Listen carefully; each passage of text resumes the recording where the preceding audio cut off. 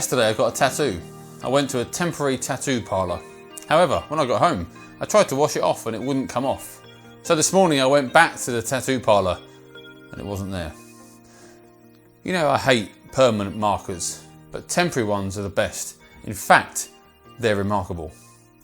Everything about life is temporary, isn't it? Everything we do, everything we have has a shelf life. If you were to read the book of Ecclesiastes, the word that screams across those pages is temporary. Everything is here one day, gone tomorrow. Our great achievements only last for the shortest of times, and they're either somebody else's to enjoy or they're gone, and they're gone forever. Somebody once said that the only permanent thing in life is the fact that everything is temporary. The Bible tells us that this world, its kingdoms and its great advances are passing away, that it has an end point, a sell-by date if you like. It tells us that we are like dust on the ground, that here one moment and then just blown away forever. I saw a quote on Facebook this morning that said, "We get attached to temporary things and we wonder why we're unhappy." Geoffrey Chaucer, in his famous poem, said this: "All good things must come to an end."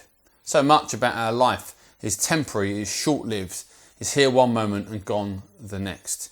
And that's quite depressing. On one level it's quite good because it means bad things come and go, but it also means that things we hope in, things we look forward to, things we trust in can so often seem to be so certain, so firm, so secure, and then one moment, the next moment, they're gone. And throughout this whole coronavirus that we're currently living through, one minute our lives seem to be set on a permanent sort of fixing, going a particular way, and then suddenly, almost overnight, everything has completely turned on its head. Life is temporary. Why am I saying any of this? Well, all this week we're looking at the gospel, the death, resurrection of Jesus Christ in our place, his ascension to heaven, and his soon return to judge the living and the dead. And we're asking the rest of this week, why is that good news? Why is this event in history, the events of Easter, using that Greek word, which is good news or gospel, why is that called good news? And we looked at how it means it's a message of peace. Yesterday, how it's a message of grace. We're saved by grace. And today, I want to just go forward to the very last book in the New Testament, the book of Revelation. In chapter 14, verse 7, we're given this picture of heaven. We're lifted out of earth into God's sort of heavenly domain.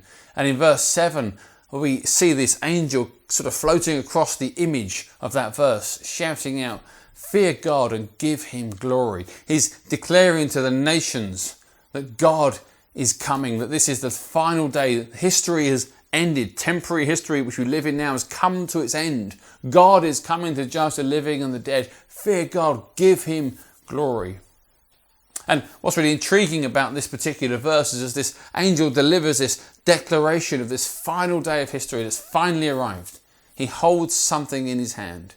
And we're told he holds the eternal gospel in his hand. And I find it really interesting that we have this description of the gospel like this. He holds this eternal gospel, this good news of Jesus, which isn't temporary, but is everlasting. It's for every tribe and language and tongue and people we read, every nation in that verse it says. And it's really lovely, and I guess this is kind of a short thought, but we thought on Monday about how the gospel is Jesus taking our sin, dying in our place, living for us, and walking out the grave before us so that we can follow him into everlasting life. We talked about how that gospel, that death on the cross brings us peace with God and then peace with each other.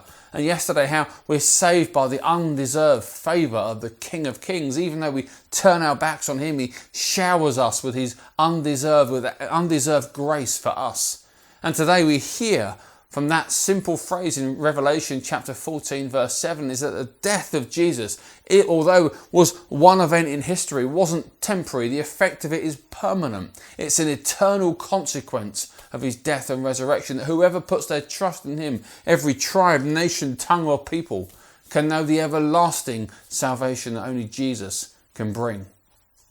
And so, to come back to that first thought about things that are temporary, so much that we put our hope in lasts just for a short time, maybe a week or a month or even a couple of years.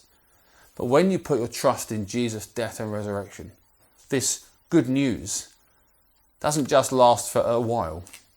It holds you forever and ever and ever. No wonder it was so wonderful. No wonder people have given their lives to share it, because it's the only good news out there that doesn't have an end date. God bless. We'll speak to you tomorrow.